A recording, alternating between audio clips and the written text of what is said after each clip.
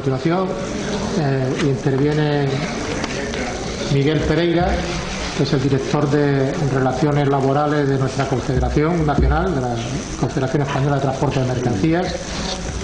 Y el tema, como no podía ser de otra manera, que va a desarrollar es la seguridad vial de las empresas de transporte. Gracias, Miguel, por haberte desplazado desde Madrid hasta aquí para la jornada. Sé que te tienes que marchar también rápidamente, así que doble agradecimiento. Y adelante. Muchas gracias, Manolo. Buenos días a todos. Voy a intentar, como vamos muy mal de tiempo y efectivamente me tengo que marchar con cierta urgencia y quiero respetar todas las normas de tráfico y seguridad vial porque tengo que volver en coche, voy a intentar condensar el contenido de mi jornada e intentar ajustarme no solo ya al tiempo que me hayan concedido, sino incluso al añadir unos minutos. Muy rápidamente, evidentemente, como no, agradezco la invitación que me hace Froed. Es un placer siempre para mí estar aquí, como tengo que decirlo, en todas las organizaciones que forman parte de la CTM, pero lo cierto es que venir aquí a Froed, a Murcia, siempre es un placer especial porque da gusto. O sea, Froed es una organización pionera y podemos ver muchísimas manifestaciones de esto que digo, pero esta jornada, la realización de esta jornada y la intervención de Javier explicándonos todo el trabajo que hacéis en el servicio de prevención mancomunado de Froed da fe de ello, ¿verdad? Con lo cual, el agradecimiento para vosotros. Como digo muy rápidamente, las condiciones de trabajo y la prevención de riesgos laborales, la seguridad y salud de los trabajadores es, creo, una prioridad, ¿no?, para las empresas, para los sindicatos, para las administraciones públicas y para los organismos, tanto nacionales como internacionales. Pero si esto es así, en el sector del transporte de mercancías por carretera, esta afirmación cobra una relevancia especial, porque evidentemente, en primer lugar, muy en primer lugar, por la salud y la vida de los trabajadores, pero en segundo lugar, en nuestro sector, porque de las condiciones de prestación de servicio, de la salud del trabajador, de la ausencia de accidentes por parte del trabajador, dependen en gran medida el normal desenvolvimiento de nuestros servicios, la imagen de la empresa y también los intereses económicos que ponemos en manos del conductor. Tenemos que reconocerlo. Con lo cual, en primer lugar, por supuesto, por el trabajador, pero también, indudablemente, por los intereses económicos de la empresa y por la buena marcha de la empresa, la seguridad y salud es una prioridad para las empresas de transporte de mercancías por carretera. Y lo es, igualmente, como no podía ser de otra manera, para la CTM. Me podía enrollar ahora contándoles todas las acciones que hemos hecho desde hace ya muchísimos años en materia de seguridad laboral, de prevención de riesgos y tal, pero se lo ahorro. Una muestra de nuestro interés, sin duda, es que bueno, el que les habla pues forma parte del grupo de trabajo sobre seguridad vial laboral de la Comisión Nacional de Seguridad y Salud en el Trabajo, en el que también está el autor o el coordinador de esta guía, don Rafael Martínez Mesas, guía a la que luego tendré oportunidad de que Diego nos ha explicado y luego tendré oportunidad de referirme. Hecha esta brevísima introducción, queda, creo que suficientemente acreditado que desde la CTM, desde el sector, desde la FROET y también desde las empresas, pues apoyamos todo lo que conduzca o todo lo que coadyuve a que las condiciones de trabajo, y en este caso ya me voy a centrar en la seguridad vial laboral, lo que se conoce como seguridad vial laboral, vaya siempre, vaya mejorando y, en definitiva, se disminuyan los accidentes de tráfico, los accidentes laborales de tráfico, etcétera, etcétera. Lo cierto es que las empresas de transporte venimos desarrollando seguridad vial laboral mucho antes desde que le pongamos el nombre o desde que le hayamos puesto un nombre, mucho antes desde que la hayamos identificado como una disciplina casi, ¿no?, que se puede objetivar o que se puede individualizar. ¿Cómo hacemos seguridad vial laboral las empresas? Pues desde que existen empresas de transporte, por decirlo así, ¿no? Pero más ahora, o en los últimos años, desde luego, en primer lugar, con toda la formación, ha pasado de puntillas por razones de tiempo el representante de la inspección sobre la formación, pero toda la formación que damos, tenemos ahora prueba con el simulador, ¿verdad?, pero toda la formación que damos desde todas las organizaciones empresariales de transporte es prueba fehaciente de que nos preocupamos por la seguridad de los trabajadores, porque muchísima de la formación que damos va para una mejora de las condiciones una mejora de la prestación de la conducción, que es evidentemente el principal trabajo que realizan los conductores, formación además de segura, pues formación económica, formación racional, conducción económica, conducción racional, etcétera. Toda la mejora en definitiva de los vehículos. También el representante de la inspección ha manifestado su sorpresa, porque no es para menos, de las condiciones ergonómicas que tienen las cabinas, ¿verdad?, de nuestros vehículos, dotados con esa litera, a la que luego también de puntillas me referiré. Y, como no, también la normativa o las obligaciones que tenemos o que nos vienen impuestas por la normativa actualmente de aplicación, el limitador de velocidad, el tacógrafo, todas estas medidas en definitiva son o redundan en una mejora de la seguridad vial laboral. O sea, son medidas que hacen que en nuestras empresas se vigile, como no podía ser de otra manera, la seguridad de nuestros conductores en el tráfico. Bien, pero como siempre el debate o el contraste de opiniones siempre es más interesante para que las jornadas, ¿verdad?, sean más interesantes. A su vez, yo tengo que dejar por sentado quiero dejar sentado una serie de extremos que me parecen de fundamental importancia, y ya lo adelanto, extremos que me separan o me van a separar de los posicionamientos, en parte, de los posicionamientos mantenidos por el responsable de la inspección. Lo primero que me gustaría dejar claro es que evidentemente, me parece que ha sido la responsable de tráfico, nos ha explicado con detalle, o bueno, más o menos detalle, lo que era el accidente de trabajo en misión y lo que es el accidente de trabajo in itinere. Y todos podríamos pensar, bueno, que a efectos preventivos es lo mismo. Son accidentes de trabajo y hay que prever que puedan ocurrir, y que, desde luego, si no se toman las medidas, pues el empresario puede ser responsable. Pues no es así. Es decir, evidentemente los dos son accidentes de trabajo, tanto el accidente de trabajo en misión como el accidente de trabajo in itinere, pero lo son a efectos de protección de la seguridad social, no a efectos preventivos. En el grupo de trabajo de seguridad vial laboral que tenemos actualmente, la Comisión Nacional de Seguridad y Salud en el Trabajo, el otro día pude deleitarme con la defensa que, a lo que estoy diciendo, hizo el propio subdirector general de la Inspección, don Rafael Martínez Mesas. A efectos preventivos, la responsabilidad empresarial solo se ciñe al accidente en misión, no al accidente in itinere. Y lo siento, pero esta guía, a la que ahora me voy a referir con detalle, parece indicar lo contrario. Cuidado. Evidentemente, como también no podemos negar, todas las acciones que hagan los empresarios para la mejora, para la defensa y tal, redundarán en una mejora o en una bajada de la siniestralidad de la accidentabilidad in itinere.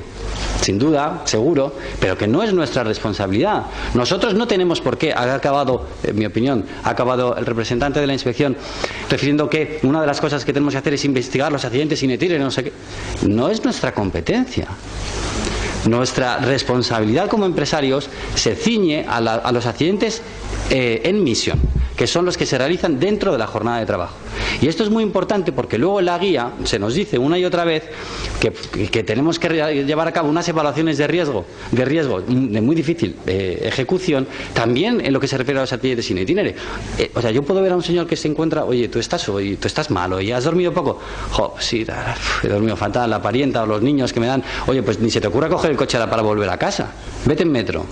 ¿Pero cómo? O sea, ¿quién soy yo para decirle a un trabajador mío que cuando abandone la empresa coja un medio de transporte público en vez de su coche privado, por muy mal que le vea? Y además, ¿quién soy yo, empresario? Además, ¿soy psicólogo o algo para evaluar eso? Pero bueno, luego ya me volveré a referir a este tema. Vamos a hablar de la guía. Lo primero que me gustaría decirles es que, sin duda, se rezuma de la lectura de la guía varias cuestiones. La primera, y muy importante, que no es la fundamental, pero es muy importante, es que los autores de la guía son absolutamente bien intencionados.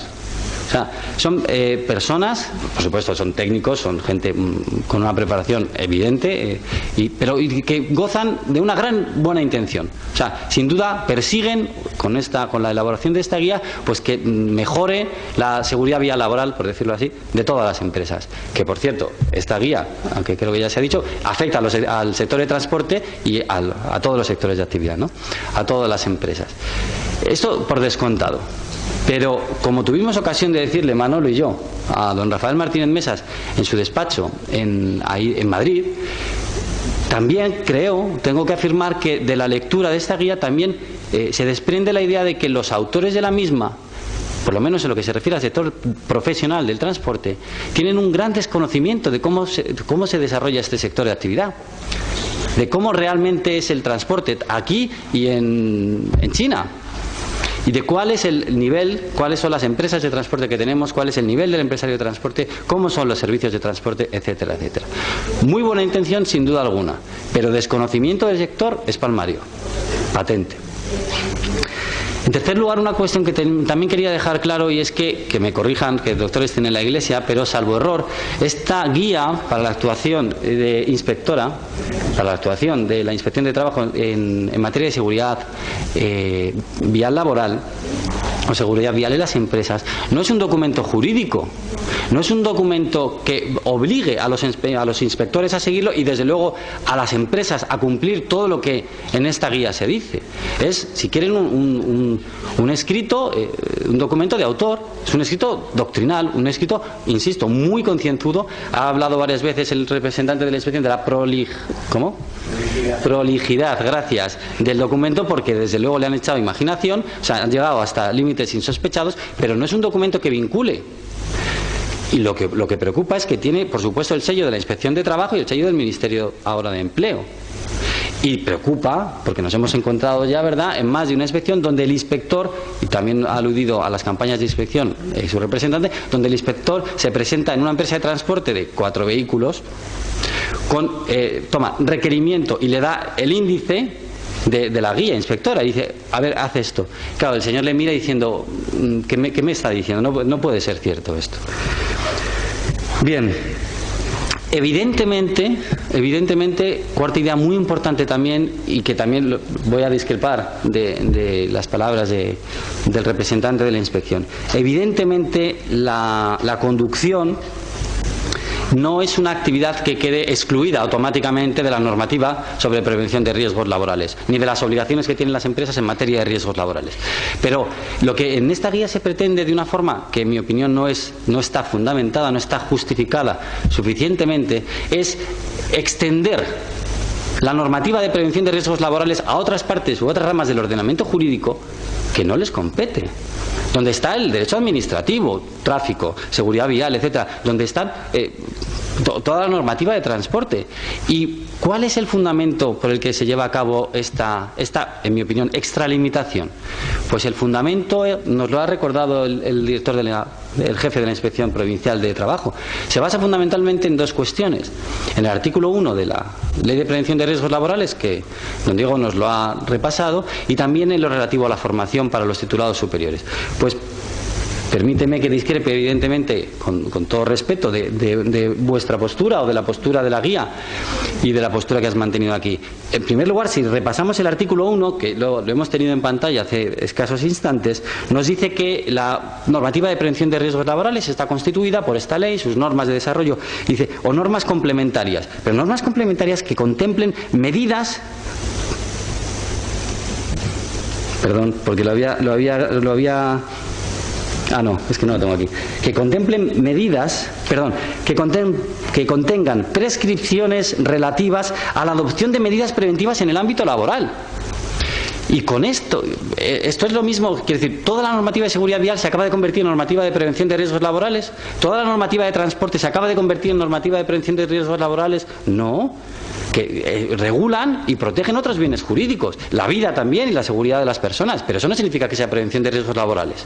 Evidentemente, como digo, no podemos decir que la conducción quede al margen de la normativa de prevención, pero el problema está en definir los justos límites de esa aplicación de la normativa de prevención sobre la actividad de la conducción donde intervienen como todos conocemos, factores que quedan al margen del control empresarial, otras personas, las circunstancias ambientales, etcétera, etcétera. Bien, hay una cuestión antes de empezar perdón, el segundo fundamento por el que se nos ha explicado y la guía lo desarrolla, por el que se pretende demostrar que toda la normativa de seguridad vial se convierte en normativa de prevención, es normativa preventiva, es, como se nos ha dicho, es que cuando se desarrolla en el apartado de técnicas afines en el Real Decreto del año 2007, ya no recuerdo, el Real Decreto de Desarrollo de los Servicios de Prevención, cuando se desarrolla la formación de los titulados superiores en prevención de riesgos laborales, en técnicas afines, se incluye seguridad vial. Y dice los propios autores de la guía,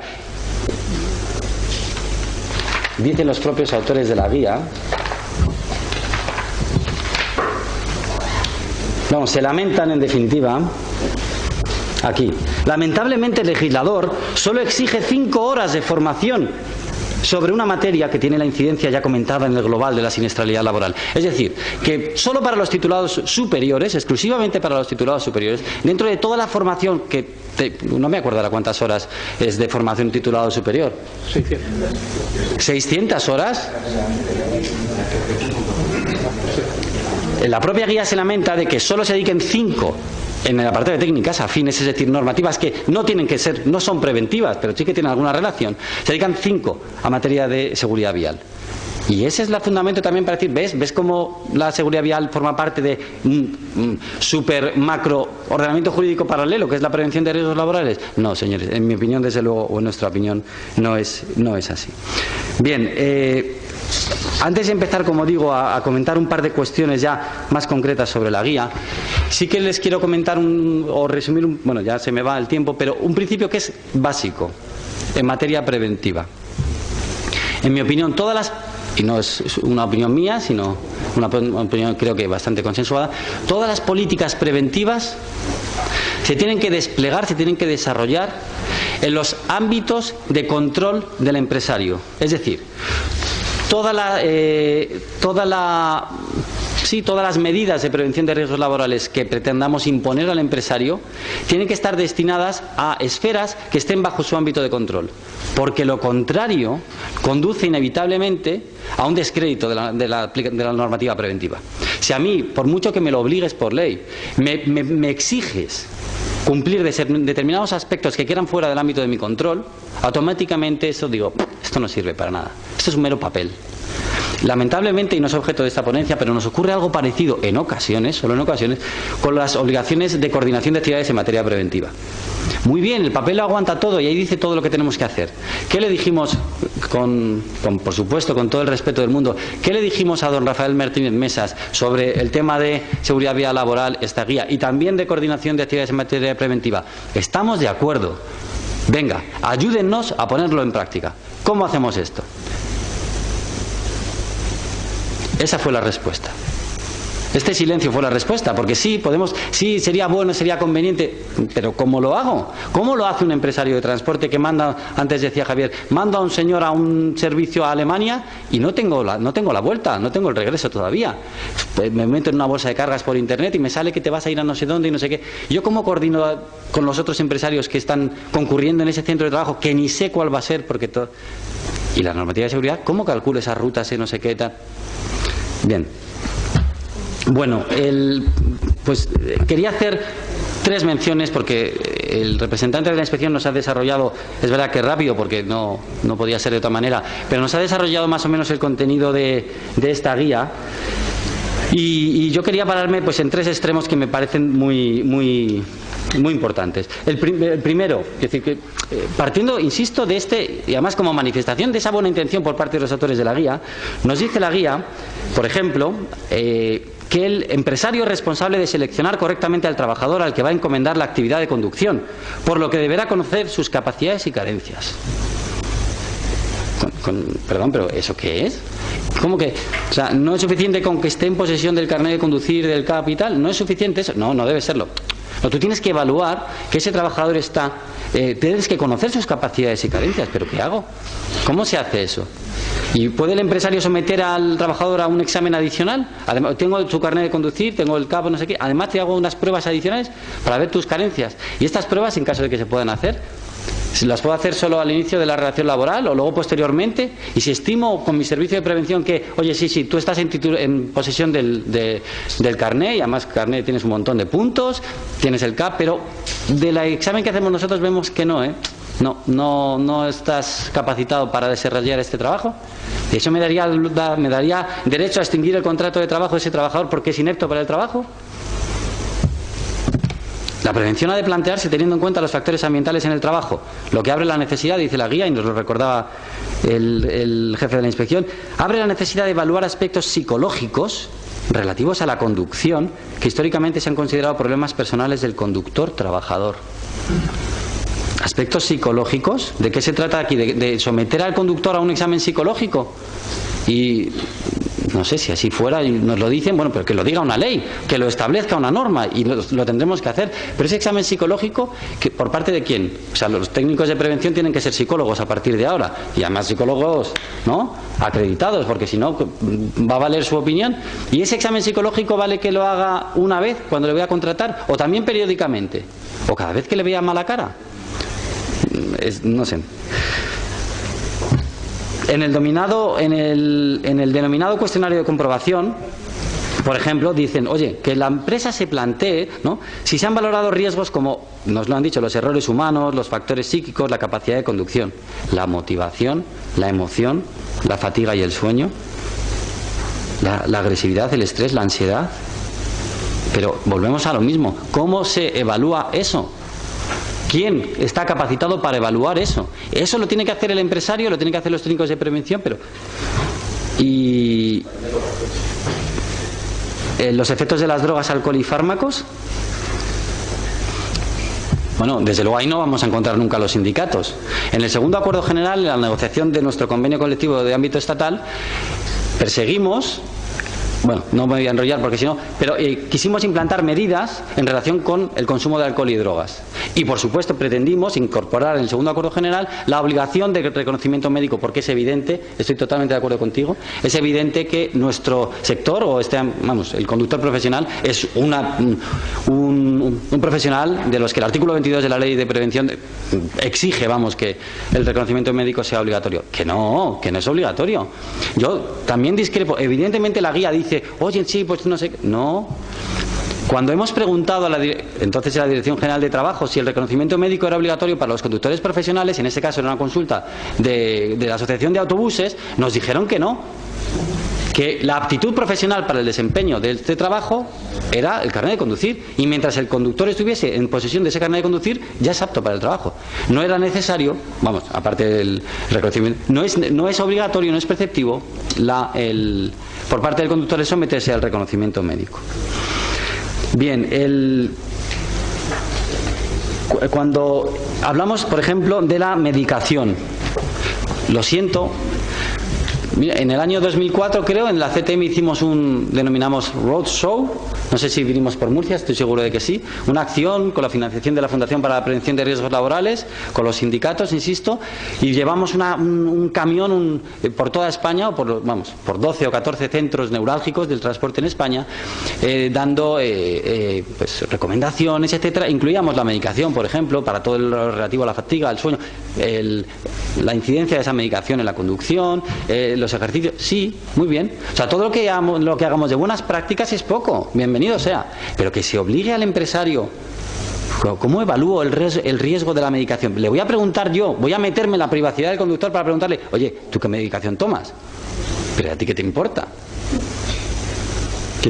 Es un tema de salud pública, quiere decir, está el Ministerio de Sanidad, lo que sea. Todo lo que hagamos los empresarios por mejorar, bienvenido sea, pero que no está dentro del ámbito de nuestras competencias, que no parezca que se nos exige. Bueno, podría enrollarme mucho más, pero no puedo o no quiero.